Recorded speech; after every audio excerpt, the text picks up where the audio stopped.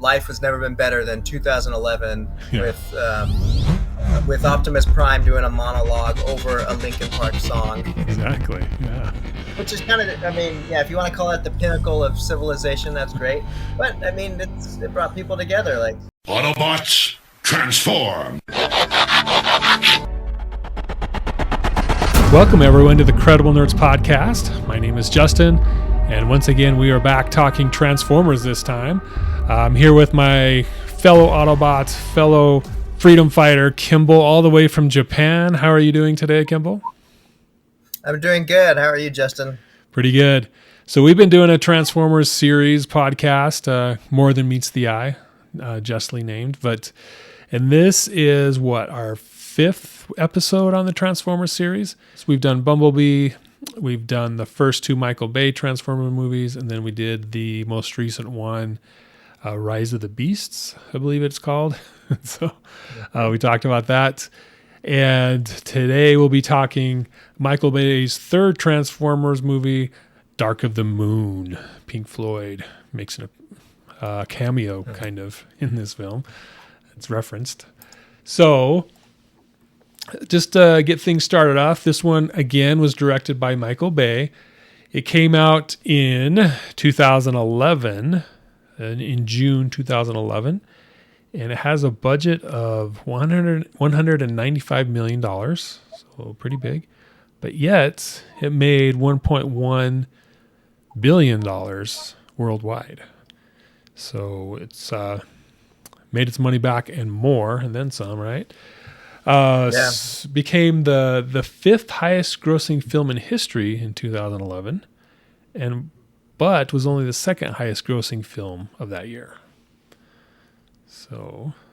But of all the Transformer movies, this is the highest grossing one. Made the most.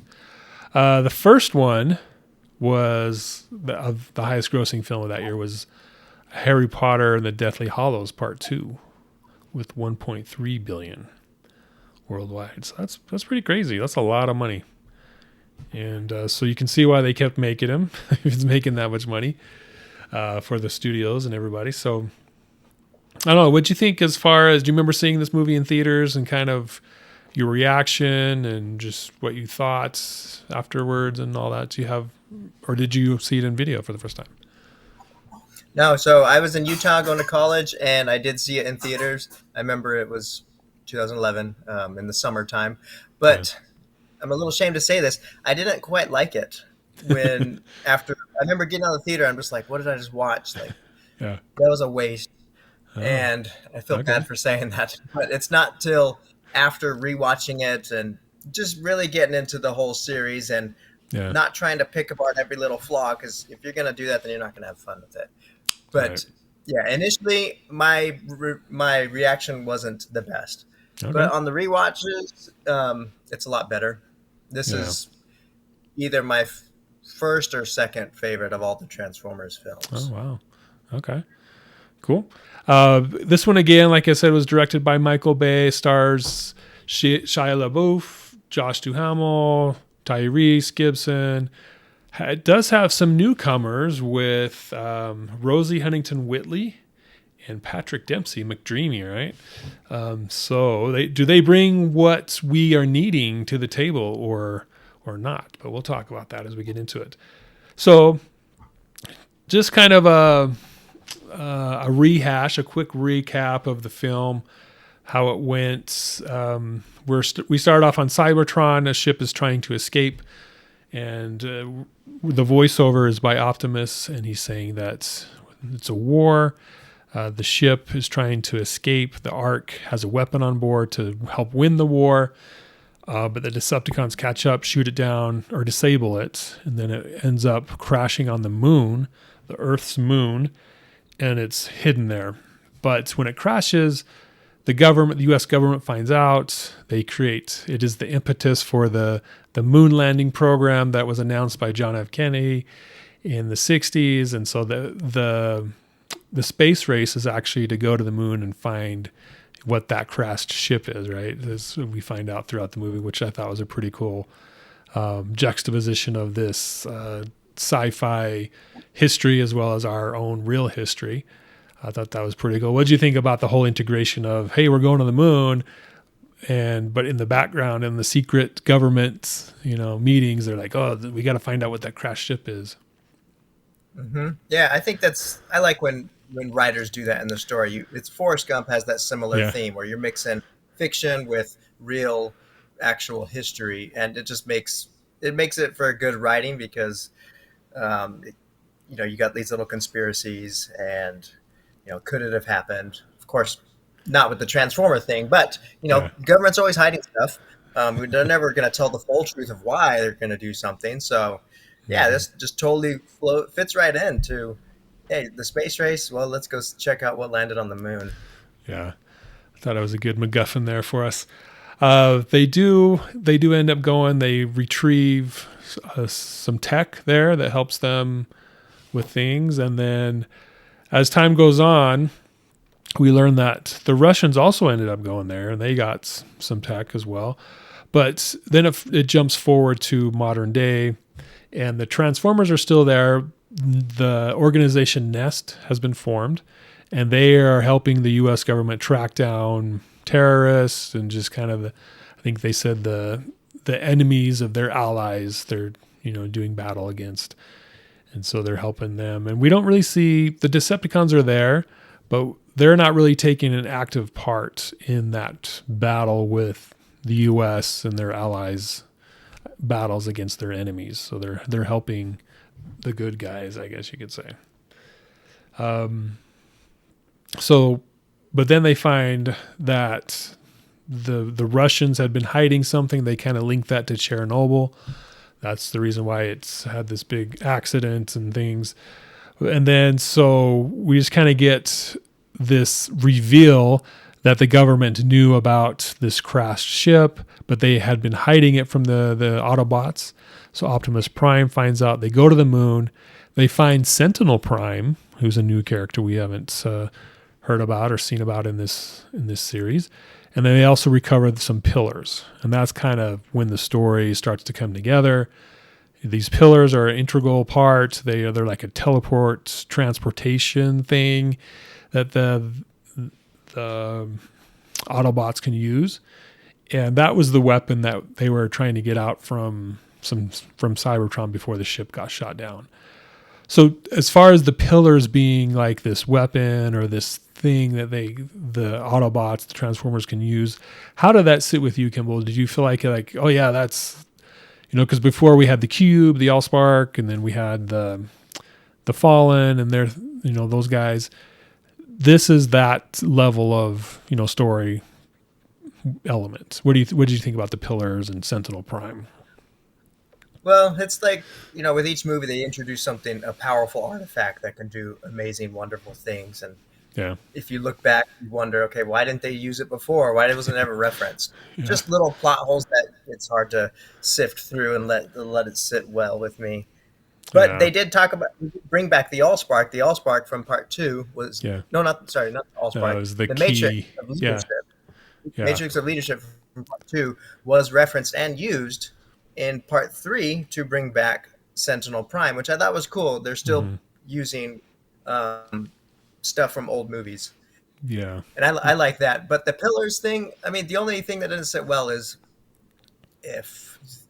I don't know if I should even talk about this right now, but just because it's later in the movie that the Decepticons had this whole plan to begin with for the Autobots to take the pillars and get it all set up on Earth. But it's like, then why did they let that ship leave Cybertron to begin with and crash on the moon? Yeah.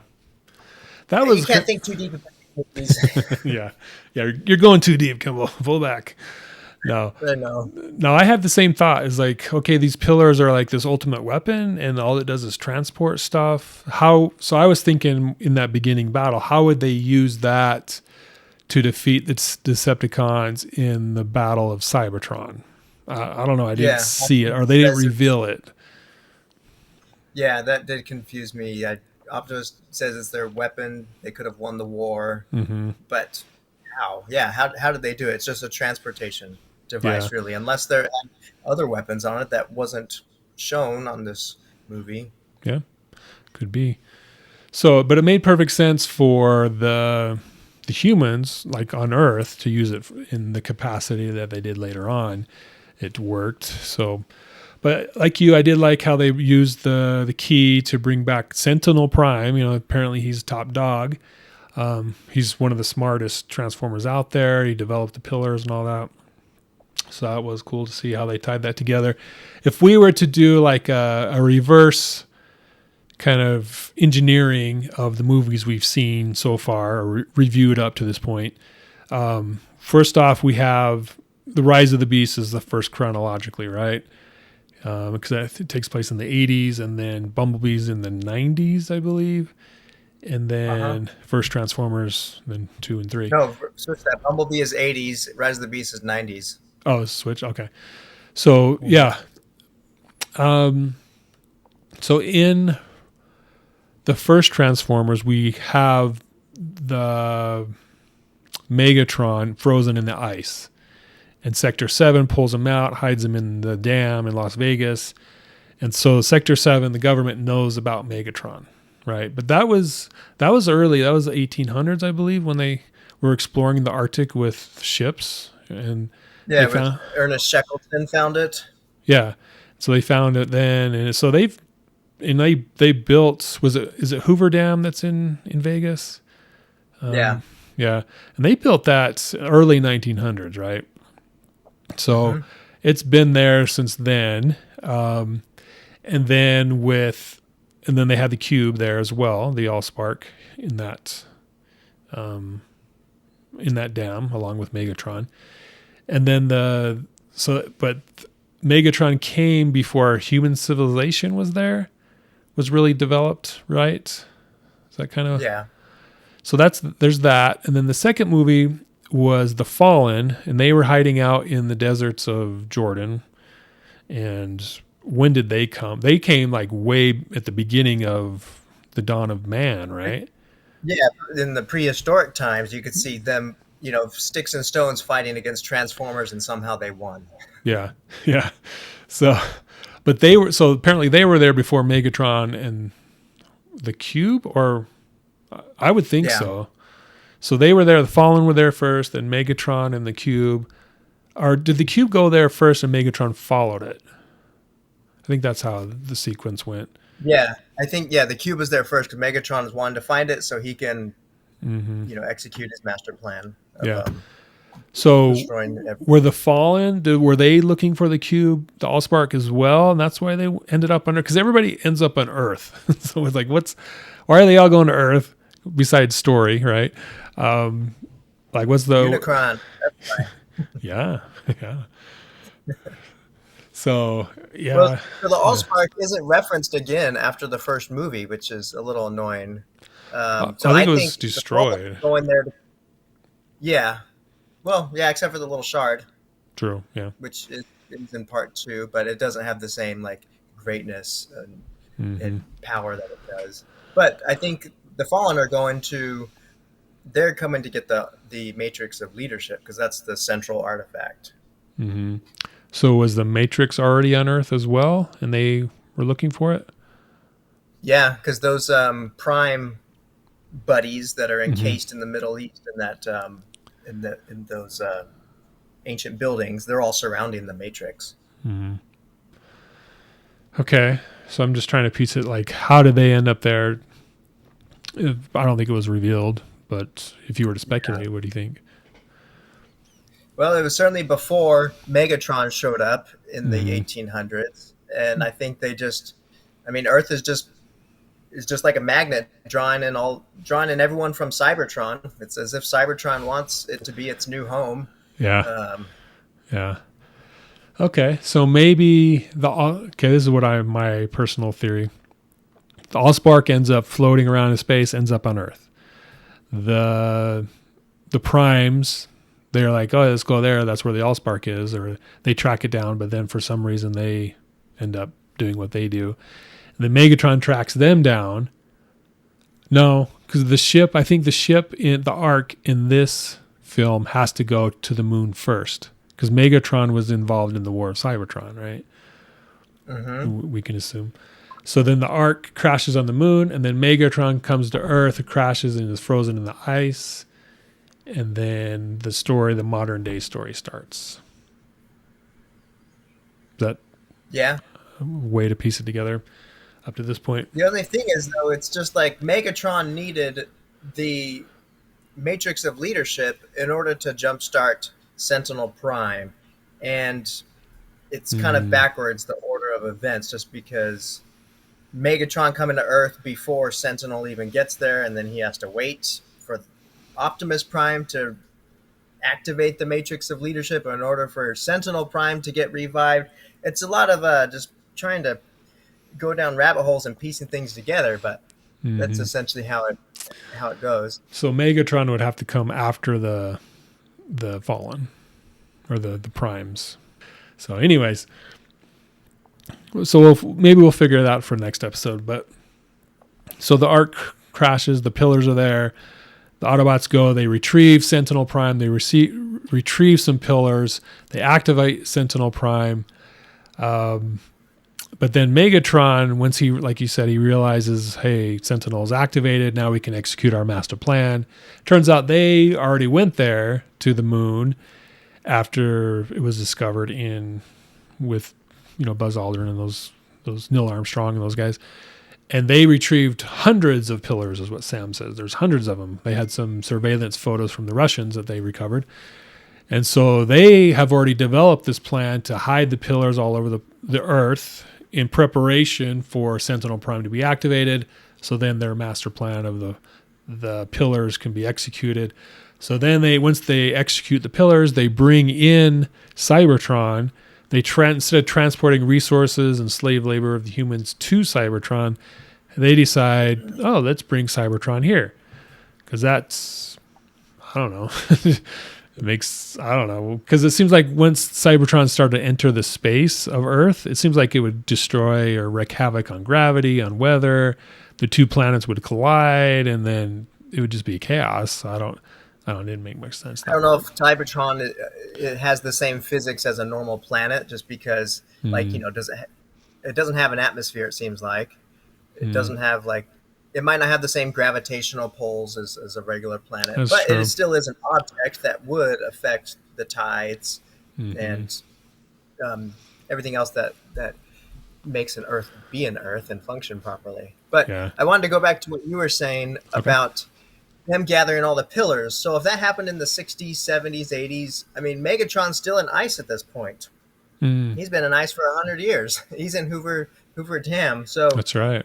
who's doing it? Is it his buddy Starscream? Starscream?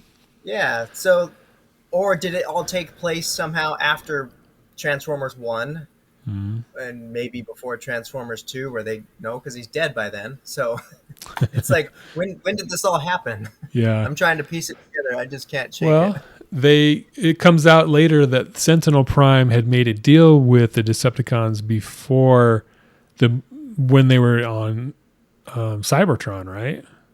At least that's the only time they could have, because he was only awake for like a couple of days, and he's like, I have this master plan with the Decepticons, and so I was like, I guess they did it before he was deactivated on the Ark. So they made it on Cybertron. Maybe they made it there with Megatron, as far as but they didn't know where they were going, or maybe they already knew they were going to Earth at that point. That's how they ended up there. Instead of making it to the actual Earth, they crash landed on the moon instead. So if the deal was in place before they left Cybertron, Megatron was there, and maybe he was going to Earth to track down the Ark, thinking it was on Earth, but then he crashed in the ice. But he was also looking for the Allspark too. Yeah. Yeah.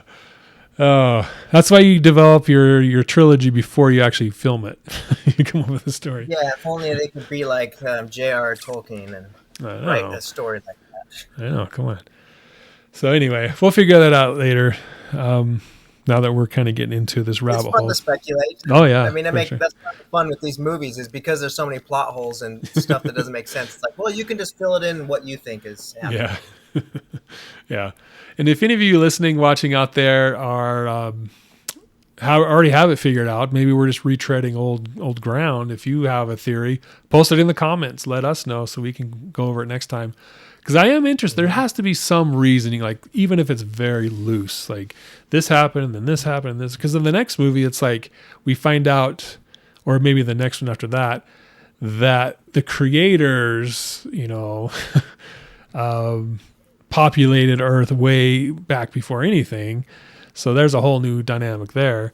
But yeah, maybe one of you who's listening, watching has already figured it out. So let us know in the comments what you figured out. Yeah. So the master plan goes into effect, and Sentinel Prime activates the pillars. Cybertron comes in. There's a big fight, the Battle of Chicago, and then obviously the good guys win. So that's kind of the general. You missed out a key part though. The Autobots get sent off out of Earth, Right. and they get tricked. Well, we think they get tricked by the Decepticons, but they're actually pulling the old switcheroo, and they're tricking the Decepticons because they get shot down, and everyone thinks, oh, they're dead. Mm-hmm. But no, they weren't shot down. They were hiding in that fuel cargo that gets separated. Yeah. So then they come back and surprise everyone in Chicago and save the day. Yeah. I like that. That was a key. That was a cool twist in the movie. Which this movie had quite a few twists. That's why I ranked it so high. Yeah, it's true. Yeah. And one thing that they pointed out, there was only, when they were putting the Autobots in the spaceship to be launched off, there was only 9 Autobots. And I think Ironhide had been killed earlier in the movie. Uh-huh. So there has only been 10 Autobots this whole time. And then like how many hundreds of Decepticons are they fighting, right? So I thought that was interesting. Exactly. There's always like way outnumbered. Yeah. So anyways, good guys win. So my questions based off that is, based on what we saw, is Cybertron destroyed at that point? Because it kind of, when they shut off the pillars, it kind of folded in on itself, and It looked like it was destroyed. Yeah. Heavily damaged, at least. Yeah. Yeah. Okay. I can go with that. And then do Sam and Carly end up together? I mean, he basically proposed. Yeah, he said he loved her. Yeah. I think so. She seems to be a mature type woman. I mean, she had the great job, very wealthy, but she was still with poor Shia LaBeouf, so she wasn't a gold digger for him. Right. She liked his quirks. She didn't but have maybe daddy. she was using his fame and prestige, because he did meet President Obama, Yeah, to get ahead the and her further. Yeah. Who knows her agenda? But I like to think that they ended up being together, even though I like Megan Fox in the other movies, but they took a few jabs at her. I noticed in this movie, just saying, "Oh, she's much better than your old girlfriend." Yeah. Yeah, it's a toss up for sure. This new girl Carly didn't have daddy issues, so that was helpful. Yeah. I don't know. I don't know if they. I think I would like to think they do, and since this is the last Transformers movie in the Sam Witwicky era, I think that's what we go with, right? We want a happy ending. They end up together, and they kind of disappear out of the limelight. So. Mm-hmm. So based on this one, I think I kind of know your answer, but based on this one, did we need another Transformers movie or even a second one from Michael Bay? What did you think? Oh yeah, we always need Transformer movies. That's what's lacking in life. Yeah. Yeah, it's been a while since we've had a Michael Bay Transformers movie. That's what's wrong with this world. There would be so much more peace and happiness if there was more Michael Bay Transformers movies. So exactly, it brings. I mean, I look at like little videos on Instagram that people post, and just the comments that people write. They're just like, life has never been better than 2011 with Optimus Prime doing a monologue over a Linkin Park song. Exactly. Yeah. Which is kind of, I mean, yeah, if you want to call it the pinnacle of civilization, that's great. But I mean, it brought people together. Like it's Optimus Prime really was a symbol. Mm-hmm. A fictional symbol of like a good character. And that's a good point, because there was he had a couple speeches in this one, and they're kind of powerful. Sad. I don't know if it's sad or great, but I find myself being like, yeah, do what Optimus says. He's right. You kind of buy into that speech he's giving. It's like, whoa. And it's the voice, that voice actor's voice is pretty baritone, but very deep. And like, let's do this. Let's go fight some Decepticons. So it's, I think you're onto something there. I mean, the world hasn't been the same since 2011. I think it's gotten worse, right? A lot of conflict. So come on, Paramount. Let's get another movie. Michael Bay movie. Yeah. All right. So getting into the kind of the movie itself, the different points, I kind of alluded to it before, but one of my, the first 10 minutes of the movie is the battle of Cybertron, Autobots versus Decepticons. And it was pretty amazing from what we saw. And we've seen bits and pieces here and there, but I think this is the most we've seen so far. And it was really good. Just that 10 minutes we had of that ship and the special effects, the models, the action.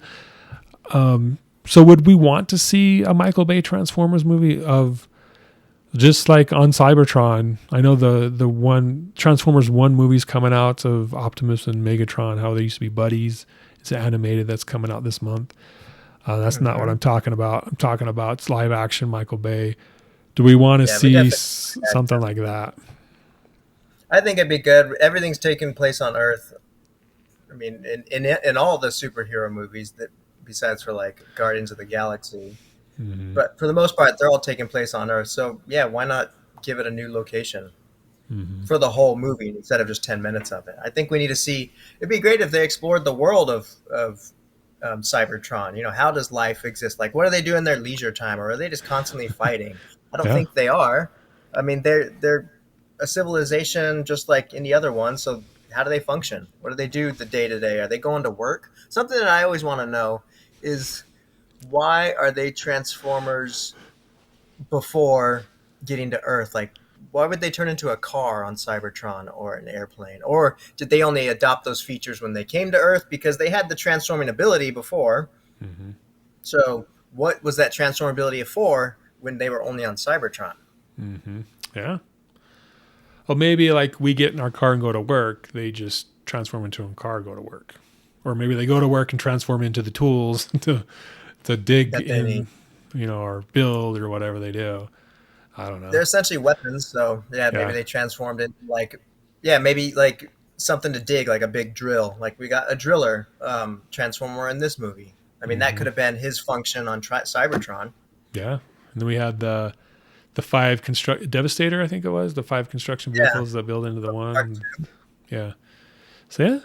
But I mean, you could throw in some political intrigue, some murder. Someone gets murdered, they got to solve the mystery. Those aspects, they could do something with that. That'd be cool. I think it'd be hard to do a 2-hour movie of that though, but I wouldn't mind seeing it. Like writers can always fill in. I mean, especially when you get like political intrigue and you go to like day to day. I mean, somehow they made a Cat in the Hat movie that's a 30-page book into a full movie. I don't know how they did that. But if you get creative enough writers, I think a Cybertron world, it could. Yeah. I think it could work if you get the right people in there. Yeah, and they are doing animated stuff. I mean, there's, like I said, the Transformers 1 movie coming out, but then there was like the Netflix series of stuff that was happening on Cybertron, I believe. But it's just not the same. I mean, Transformers started out as a cartoon. So that's kind of a natural flow of things for the show, but it's just not the same with, live action Michael Bay. He can only, he has his style that's pretty awesome for this type of medium for this Transformers. Mm-hmm. I like live action just because it really shows the transforming ability. Mm-hmm. You can't really get that with cartoons. Mm-hmm. Yep. Okay, so the consensus is Credible Nerds would like to see a live action Michael Bay movie on Cybertron. So get on that too, Paramount. All right. And make us be extras, please. Yes. I want to meet Optimus Prime. Yeah. Next up, I want to talk a little bit about the characters. We are introduced to some new ones. Like I mentioned, Carly Spencer, played by Rosie Huntington Whiteley. Do we like her? Do we want Michaela back? I liked her. Yeah, I thought it was good. She's a little different than Michaela. Mm-hmm. Yeah. Why not? Yeah. Lennox and Epps are back, of course. Sam's parents, they're still annoying, but they were less annoying in this one, I think, because they had less screen time. But still, Yeah, they definitely had a lot less screen time. And yeah, I noticed, like, they're not as bad in this movie, but that's probably because we didn't see them as much. yeah. Yeah, like they have their part to play. Like they're funny. They have some funny one-liners with each other, so I kind of like it. But I would say they're 75% annoying for the most part. We also met Dylan, Carly's rich boss, who's trying to hit on her all the time. But it turns out he's a liaison between the humans and the Decepticons. So you think he's just this nice, good-looking guy who runs a company, but he has a deeper role, which I appreciated. There's more than just this one dimensional thing to him. Plus, with him, what was good about him is he's like dedicated to the end. Like there was a chance where he could have, turned his back on the Decepticons after the pillar broke. Yeah. But no, he was still getting it set up and fixing it, putting it up right. So like he still believes he was committed to the Decepticons' plan. I guess he just really wanted Earth to be transformed into Cybertron, and he wanted to be one of the higher ups. So I mean, that just shows you, how deep his villain ties go. Like he was committed to the end, which I thought was good. Usually, villains turn at the end, but he didn't. And for being a human, that was impressive for standing up to the Autobots, standing up to Sam Witwicky. Mm-hmm. Yeah, I liked it. Freaking Buzz Aldrin, he had a real astronaut in the movie. He had some lines. That was pretty cool. Yeah. Jerry Wang, the guy who worked at the company that Sam worked at for a little bit. I thought he was funny. I thought he had a good. I don't know about his role though. It was kind of weird, but I think it was specifically like I think Michael Bay was like, "Oh, I want him in on my movie, so I'm going to create this role for him and write this part for him," because it did seem kind of shoehorned in a little bit. But for what it was, I thought it was funny. I liked it. What do you think about? And it fits in with Michael Bay's. He always has some quirky, extreme character. True. That does that. And although it was a little bit perverted at some points when they're in the bathroom scene. Yeah. But he's at least he wasn't. He was trying to tell people, inform them, hey, this is what's happening, and Decepticons are here. I think if he would have been maybe a little more forthright, then he probably could have got his point across, and maybe he wouldn't have died. Yeah. He did have a pretty good death scene, though. You just see him falling from the window. Woo! Oh, yeah. Uh-huh. That was funny. But yeah, overall, pretty good. Sentinel Prime, voiced by Leonard Nimoy. What'd you think of Sentinel as a character and as voiced by Leonard Nimoy? Sentinel, he's not my favorite Transformer, but he did have a very special arc where I didn't think he would turn on the Autobots. Like that was totally out of the blue. Yeah. You wouldn't have guessed that. Yeah, it was one of those because twists. In the previous movie, we had that other Transformer they brought back to life. I can't remember his name at the top of my head, but he ended up being a good guy. He sacrificed himself for Optimus. But then Sentinel Prime, you're going to think, okay, here's another good guy, just like the one from the previous movie. Oh, he betrayed everyone. Wow. Yeah. So this movie wasn't predictable, and he wasn't a predictable character. It was sad when he killed Ironhide, though. Mm-hmm. That was a tough one. Mm-hmm. Yeah. And he said the line. Leonard Nimoy said the line: "The needs of the many outweigh the needs of the few." It's a Star Trek line from back in the 80s. Oh, it is? Yeah, The Wrath of I'm Khan. unfamiliar with that. Yeah.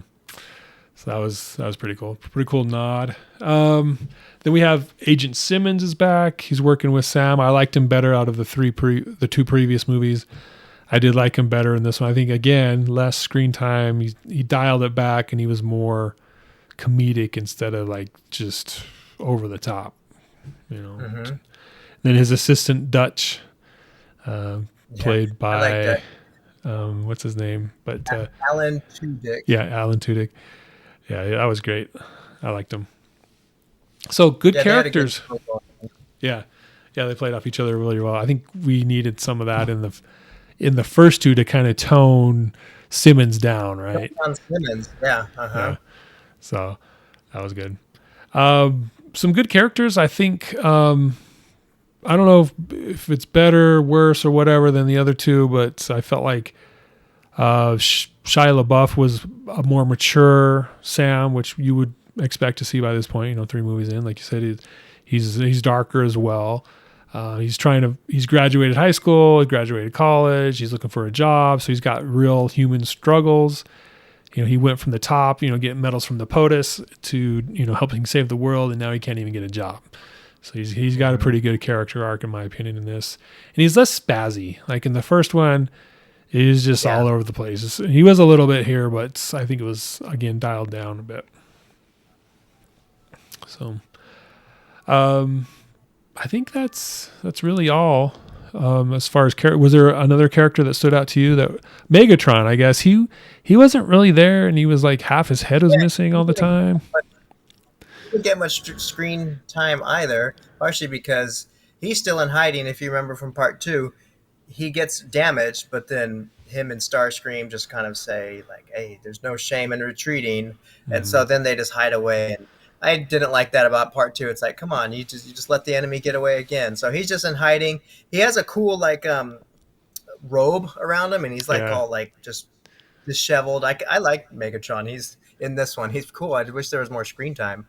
yeah, I But agree. then he kind of gets put on the back burner. He's not like top dog in this movie because Sentinel is. And then eventually he's like, I'm not going to take it anymore. And Yeah, he has a cool scene at the end. yeah, he comes But yeah, back. I wish he had a bit more screen time. Megatron's, he's a great villain. Yeah, yeah. And I think Starscream, was it him that blew up there, and when Sam shoved that grenade or whatever it was in his head? That was Starscream, right? That was Starscream. He finally got his demise. So he's done. And then, so yeah, any other characters that stood out to you? I did like the boss. I forget his name. He's a pretty well-known actor, but Sam's boss at the company he works at. I did like him. He didn't do much, but I liked him. But Oh, John Malkovich. yeah, yeah, great cast. I liked it.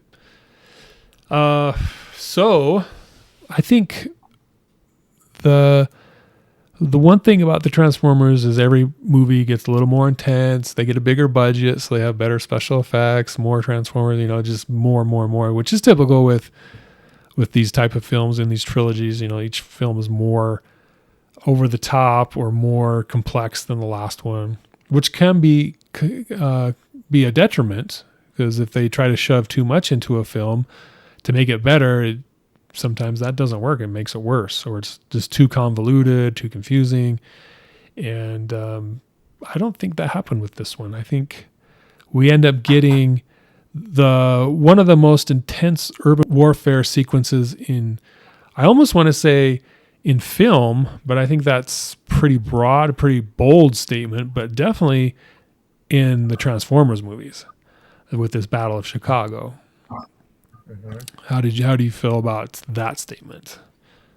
Yeah, that's true. Because the first movie, it takes place kind of in a small town. Second movie, it mostly takes place in the desert. So this one, we're really getting into the heart of a huge city, Chicago. Buildings are getting cut in half by that driller, which I thought was Uh, really cool. I like that part. yeah, I've never that seen part was that in so awesome. Yeah, yeah. And I was reading up on that. Like, it took so much processing time. Before this, the biggest processing time was what's that 5-piece transformer in number two you called it? I can't remember. Devastator. I Yeah, believe. Devastator. That one took like weeks of processing time just for that little minute scene that he had. But this one was like 4 times as much as that. Um, Yeah, it didn't look like the movie. It didn't look like it was that big of a deal, but apparently it was. Yeah, just knocking over that building. That was a cool scene. I like Yeah. that. Uh, you get a lot of like broken glass, Mm-hmm. buildings getting destroyed, shot up, and you also get the cool backdrop of Chicago, which is different than New York because Mm-hmm. I like how you get the river flowing right through the city, and you can see the little bridges. I mean, yeah, Yeah. New York is an island, but it's been overdone in so many Mm-hmm. movies. So Yeah. now we Yeah. get a different cityscape, and the buildings are a little bit unique. You're not seeing Mm-hmm. the Empire State Building, or you're not seeing the World Trade Center, depending on when that movie was made.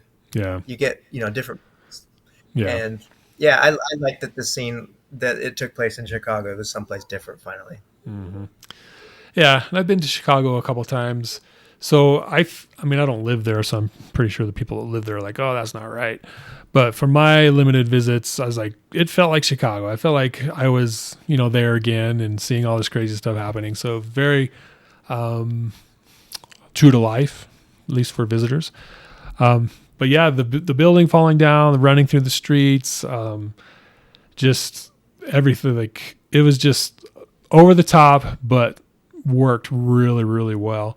You got the Ospreys coming in, they're jumping off, there weren't, where were they doing those flight suits? They were doing that. And some of the helicopters were on fire. So some of the guys were getting killed. I think that's what it is about this is usually the heroes make it through unscathed, right? Or they get shot. They're like, oh, but they're fine. But this one, you didn't know. I mean, people were getting killed, shot, blown up. People weren't making it. And I think that's what lends to a more original or not original, authentic movie experience is when people don't make it. It's, you feel bad. Like, oh, that guy, I was starting to like that guy. Now he's dead, or he didn't make it and he got shot or whatever. So I felt like that added to how intense this urban warfare sequence was. It's just, you didn't know what was going to happen. You knew at the time, it was the third movie in a trilogy. So you're like, maybe Epps gets killed or Lennox doesn't make it or something like that, right? Sam's going to make it, but it was just so intense, and it was just one thing after another, and the visuals were awesome throughout the whole thing. You weren't like, oh, that's special effect. Like, you knew it was special effects, but you weren't like recognizing it as you were watching it, which happens sometimes in these movies. So yeah, this movie I thought was more unique because they used humans a lot more, and yeah, there mm-hmm, was a lot more human casualties because mm-hmm, I think there was only one group of those guys in the flight suit, those Navy SEALs, that actually made it. Of like maybe there was 10 of them or so. Like they yes, sent quite a bit, and like yeah, almost all of them got destroyed by the army of the Decepticons. So it was like a lot of casualties, but also this movie, the humans had the most impact against fighting the mm-hmm, Decepticons. Like they took out Sam and Lennox took out Starscream just on their own mm-hmm, for the most part. I think Bumblebee helped with a shot or two, but yeah, right, they took them down. And there was a few other Transformers that like they're actually pulling their weight. The humans are doing great. mm-hmm, I just wished in hindsight that Sam would have somehow sacrificed himself, and if he would have died in this movie, I think that would have made it like mm. at least 1 star more on IMDb of a rating. Yeah, I think that would have helped out a ton because like Optimus is always sacrificing himself. Well, let's see if Sam does it, and if there was mm, some way they could fit it in, and plus that closes his arc. That's why he's not in the fourth movie. yeah, Like it would have made it really good if Sam would have been like the hero essentially and yeah, sacrificed the himself. martyr. Hmm. Yeah, that would have added even more emotional weight to this pretty cool sequence there. Pretty overall good movie. So I can see that. I don't think I would like it, but I mean and I wouldn't like it because he died, and it's such an emotional moment. So it's kind of a double-edged sword there. I think it would have affected Optimus and Bumblebee a lot too if Mm, because they love Sam, they're always defending him. But then if they would have seen that Sam gave up his life for them, I think that really would have changed their arc in future movies. It could have yeah. made him colder, or Mm, hate the humans more, or it could have made him like, hey, we got to do something about this. Really get rid of the Decepticons once and for all. Yeah, that's a very good point. I like it. I wouldn't have minded if that's something that led to that, to them kind of being more colder, more ruthless, maybe. But and then usually Optimus dies in these movies. He didn't die in this one, but he got incapacitated. What'd you think of him getting tangled up in the cables for like, I don't know, 10, 15 minutes of the last movie? Yeah, it was just like, come on, what's going on? Yeah. He's like out of the scene for like 15 minutes because of it. I know. It's like, doesn't he have a big sword? He can just chop those cables off. Yeah. I thought that was kind of strange because I think he's so overpowered that if he's there, the battle's going to be over in like 10 minutes instead of a couple hours, right? So they got to always find a way to get him out of the way for a while. Bench him on the sidelines. Yeah. But in this movie, so he has this trailer, Yeah. which we don't see in previous movies. And that trailer can just, it upgraded his weapons. It makes him fly for about 30 seconds, and that's it. Yeah, he only gets that much spot time. Yeah. So if you watch our show or listen to our podcast, you know that we've been doing a Batman review series, and we recently reviewed Batman and Robin. And it was one of the things we talked about is I heard a new word called toyetics, which means the movie was, I don't know, created, but the story lent itself to creating toys for Batman and Robin. And it seemed to be the focus was more on, hey, let's make this vehicle or make this costume change so we can create another toy to sell toys and make more money on the back end. And I felt that thought crossed my mind while watching this, with the trailer and the backpack, the jetpack, and all the weapons and stuff. But then my immediate thought was, well, this movie was made because the Transformers were toys first. So, Of course, they're going to have all these cool stuff because they make more toys because that's what the movie is, right? I wouldn't be here if I hadn't bought Transformers and played with them as a kid, and then the movie comes out. I'm like, oh, yeah, I got to go see that. So it's a different vibe to it, and I didn't mind it at all that they were like, oh, yeah, they probably created that weapons trailer so they could sell a weapons trailer toy and charge $50 or whatever it was for it. But it didn't bother me at all because like, yeah, I would probably buy it if I was 12 years old, or at least want it to play with. So it's totally fine. But I thought that was interesting. So any final comments on Dark of the Moon? I mean, I guess the final battle. You want to go into that? That was good. It was a little short-lived though, between Optimus, Sentinel, and Megatron. It's cool. You get these three instead of just one-on-one. Now it's three people fighting each other. Yeah. At some point, eventually, it does get one-on-one. But that battle was great, and it shows Optimus's ruthlessness. Yeah. He kills not only Megatron, but he also shoots Sentinel Prime, which some people are mad about that because he was pleading for his life. But it's like, no, you betrayed. Like, you don't deserve that. He almost destroyed humanity. And Prime too. Yeah. Yeah, Prime's no better. But yeah, but that's cool. Yeah. Well, I was just going to say that, like, Optimus almost dies. Like, he gets his arm taken off. Yeah. And in these Michael Bay movies, the Transformers are very, very fragile. They're almost like they're not like, it's like comparing like Thor, who's very tough and strong, versus like Wanda Maximoff, who's powerful but not strong. So these Autobots, they're powerful but they're not very tough. Like they can just be destroyed like that, it seems like. And there's in that final scene, like Optimus, he was like this close to dying, but somehow he gets all his strength, puts on his faceplate, and then just kills Megatron just like that, like with one arm. Like, how do you do that? Yeah. To be fair, Megatron was already half disabled, and then so was Sentinel Prime. But yeah, it is. That's a good point that I was thinking as well while watching it. Is like they're pretty fragile. You can shoot them, and then they lose an arm or they lose something, and then they go out pretty quickly. And I was thinking about that. I was like, well, what bothers me, or why is this brought to my attention, I guess, because it didn't really bother me, but it was just noticeable. And I thought, well, usually in a movie, it's humans and they're shooting each other, or they're jumping cars, racing cars, rolling, all this crazy stuff's going on. And they get out of the car after they roll it 5 times, they get out and run off. Or they get shot and they're like, oh, it's just a flesh wound, put a Band-Aid on it. And so they're like almost superhuman, right? But with the Transformers, they are fragile, like you said. They can take a couple hits and that's it. Or if you get a good headshot, they're done. But yet they're so strong. So there's a interesting juxtaposition there, interesting opposites there. But it also lends to creating like some tension.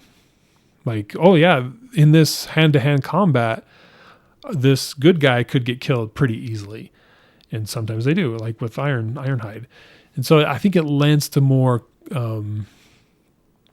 tension and just more believability in a sense, as opposed to like with Die Hard or something where John McClane gets how many injuries and shot at and he's fine, but you don't get that in these movies. So I think that's creates an interesting emotional worry, I guess.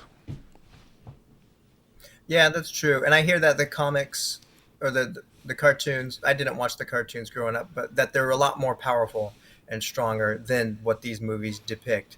So these movies kind of make the Autobots more human, like you were saying. Mm-hmm.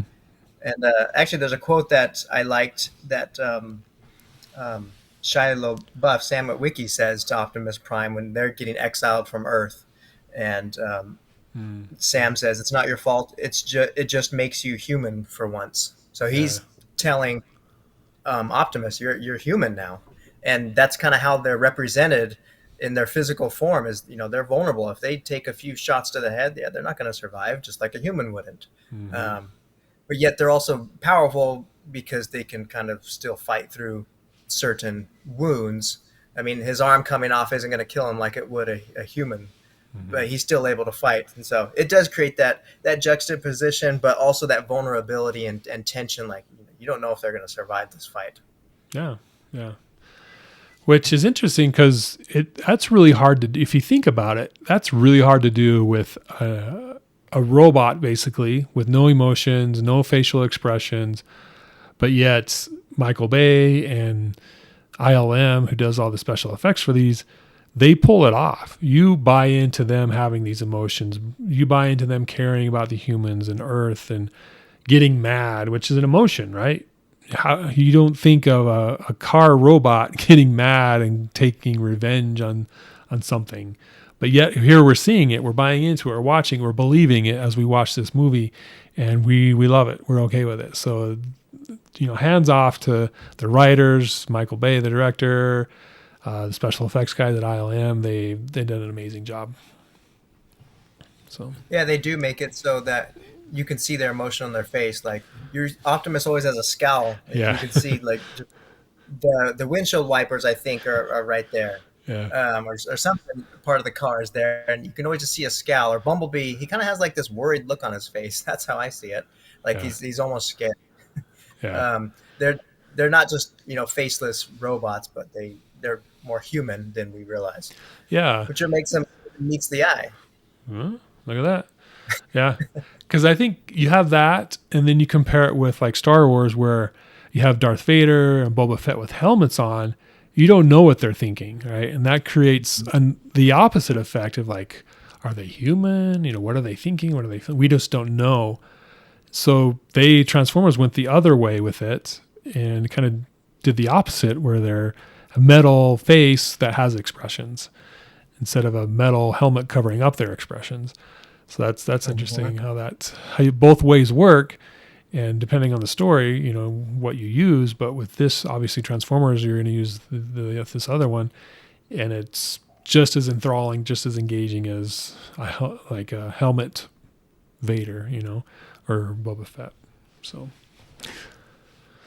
if you were to rank them of the ones we've reviewed so far, from Rise of the Beasts, Bumblebee, Transformers 1, Transformers 2, this one's third, how would you rank just those five? Those five, I'd probably, I maybe just those five. I think I would do probably this first, and then Revenge of the Fallen second.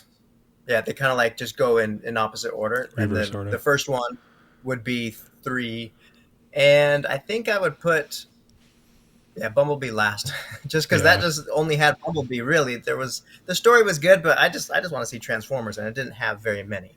And then Right. Rise of the Beast would be Yeah. so.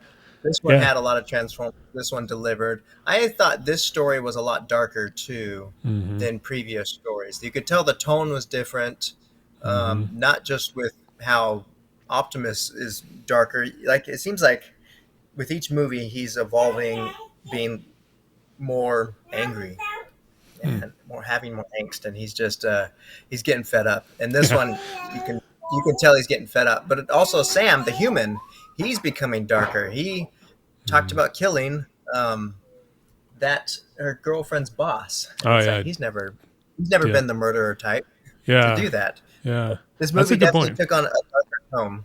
Yeah. It's a good point. I saw that, but you're putting it all together for me. And yeah, this one is, hey, the Dark of the Moon, darker story. Mhm. So yeah. And as far as your ranking go, I would switch number one, like Transformers 1, Transformers 2 for me. But yeah, pretty much the same as you. It's just this one's the better of the five. And Yeah, well, good, let's good movie. get into the top five. What do you got for us, Kimball, for your top five? All right, so I'm gonna say Bumblebee's not in it. For top five Autobots? He might.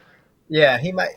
Are we saying just Autobots or Uh, all the Transformers? I 'Cause I don't know. included a few Transformers in here, Okay, or a what? few Decepticons So actually. But your top five Transformers. yeah, so Okay. Bumblebee's not in it. I just didn't Whoa. think he played much of a role into this one. Sorry, you Bumblebee fans. But five, I would put Driller, just because that Mm, he played a significant role in Chernobyl and in taking down that um, building. Not much for his character, just because he's kind of like just a grunt. You don't get hmm. much from him, but he's just what he does has an impact on the Pretty movie. I like cool Driller. design too. Yeah. Fourth would be Sentinel Prime, Mm, um, because he has a pretty good arc. He betrays the Autobots, yep. and then he dies at the end. Yeah. So we get to see some justice with that. I would say Shockwave. I Yeah. liked his character a lot. He's Yeah. he's this dark black transformer with like a big red eye in the middle. He's powerful, even though Optimus kind of took him out fairly easily, hand to hand. But he still did a lot of damage, and he contributed a lot to the Decepticons. I kind of wish he had more of a role in it. I liked his character, and I like what he does for the Decepticons. Hmm. Um, Two is Megatron, of course, because he's so great, and Yeah. he's huge. He's so much bigger than Optimus when you compare them side by side. And he's got the Um, cool cape this episode yeah, and he has the cape, and his face is like half constructed, and with the metal he hits bugs crawling in his brain. the metal bugs that are like they're fixing him, but then he's Yeah. like killing them too at Yeah. the same time. He's like, I'm done. I'm gonna Yeah. need another one. Yeah. And I like his arc and how he betrays Sentinel. Hmm. So there's just a lot of good, team switching. It seemed like in this movie. And then number one, of course, is Optimus. Of Can't course. can't beat him. And in this one, especially what highlighted is just how he's getting darker. He's not liking the humans as much, and he's really just tired of the Decepticons wanting to get rid of him once and for all. Hmm. And he's not afraid to make the hard decision of, he had to pop a cap in Sentinel Prime, which Yeah. not everyone would do. Some characters would say, no, we got to give him another chance. We got to let a court of law decide his fate. And it's like, no, he just took matters into his own hands, and Hmm. which you really see the human side of Optimus in this one, Hmm. bad and good. Yeah. And I think you made the right decision there. I think you got to get rid of Sentinel Prime because, I mean, once you betray your country or your side, you can never be trusted again. And and you can't really put him in jail because what jail is going to hold him? So that you kind of maybe you deactivate him, but that's basically killing him. So at that point, just gotta Yeah. take him out because he's a threat not only to humanity but to Transformers in general. Mm-hmm. So I think it was the right call. So he's a prime. Plus, he has a higher responsibility, right? The more responsibility you get, the more consequences, or I don't know what the word is, but if you're in a position of power, yeah, the bigger the consequence, the more power you have. So with him, how many primes are there? I think, or is there another one after this? Because he's the last knight. Yeah, he's yeah. Optimus is the last knight. I don't think there's any more primes that we see after this, just because the old ones were dead in Revenge of the Fallen. This is the other last living prime, so we don't see any more except for Optimus, which we learn why he's the last knight in the 5th movie. Yeah. There was one in Rise of the Beast, right? But I think but that's a prequel. So prequel. Yeah. They don't address what happened to that one. Yeah. Okay. Cool. So yeah, up to this point, this one's the best one of the bunch. So we'll see what happens with the next. We'll ultimately do 4 and 5. Who knows? I kind of want to do the 1985 Transformers movie. But after that, I don't know if maybe we'll do Transformers 1 or something else, but we'll see. But we'll definitely do the next 2 Michael Bay movies to round out the live action series. And with that being said, my hot take for this episode is I believe, and there's evidence to show that Michael Bay's Transformers are the better Transformer movies and are the best option for a Transformers movie. His style and his direction and everything, with him being in charge of it, has led to his movies making over $1 billion as they're being released. And ultimately for movie studios, that's what they want, right? We've seen it for better or worse. All they care about is the bottom line. So from a business perspective, yes, his Transformer movies are the best option. They went away from it after The Last Knight, and they did the Bumblebee movie that barely broke even, if I remember correctly. It didn't do a lot of money. They did The Rise of the Beast, did a little better, but wasn't as good financially. Not making billions of dollars, that's for sure. Exactly. So you got that. There's some proof right there, some evidence. Because if it wasn't good, people wouldn't go see it multiple times. And then you have just the style. I mean, if you were to compare this movie with Bumblebee, we're biased, which I think we are, but try to be as unbiased as possible. If you were to compare this movie to Bumblebee, which was the better movie? It depends what we're comparing. Writing, I would say writing is better for Bumblebee, but overall, I would say this one. Okay, top to bottom. Yeah. Yeah, I think there is some better character development in Bumblebee, but I think with all the moving parts, this movie's the better one. And I mean, you got better action, you got better overall story, right? With all these different characters coming together and kind of the sequence of events. And so it's a better movie experience overall. I mean, here we are talking about it, and so far it's ranked number 1 of the 5 movies that we have reviewed up to this point. And so it's the better movie. So why did they go? Go ahead. The theme of you got to fit the theme of Transformers. Like it's an action movie. Like you don't want to make a drama out of something that has to do with Transformers. We're here to see them change into their cars, into their jets, or into their human figure, and we're here to see guns. And that's what Michael Bay is able to deliver. Yeah, I mean these are huge, building-sized creatures, and we want to see what they can do. Just like Kong and Godzilla. Mm-hmm. It's similar to that nature. Like you want to see what destruction they can do. It's not meant to be a drama or a love story. I think yeah, a love story too. Like that would be silly if they turned it into that. And Michael Bay, I think he understands the role that these movies um, fit, and he fills it Hmm. pretty good. Yeah, the writing style could be a bit better, but Yeah, that's where we come in and fill it in ourselves. yeah, and it can be juvenile at times, a little too juvenile, especially number two with those two kind of side Autobots that were always making jokes and stuff. But overall, it's he's the better. His movie style, his filmmaking style. If you watch Bad Boys and I think it was The Island or something like that, that's they're all kind of the same style, and that's what works for Transformers. Like, Yeah. so it's just his style, his filmmaking style, and everything he's directing is perfect for this. So that's my hot take. What do you guys think? Am I right? So why did we go away from Michael Bay's Transformers movies? I don't know. I think there are a lot of complaints. Maybe he was tired of making them. They wanted to go a different direction, but financially they suffered. So I don't know if it's the right direction. And financially also means, hey, we didn't make enough money, but it also means fans didn't go see the movies. So financially is a reflection of both sides of the coin. So do we want to see Michael Bay come back? I think they got to finish up the story at least with the sixth movie in the second trilogy. Yeah. Second trilogy that left us hanging. Mm-hmm. You can't have a big reveal like Unicron at the end and then just not follow up with it. I mean, that's ridiculous. Yeah, it's So, kind of like Avengers doing that with their Eternals.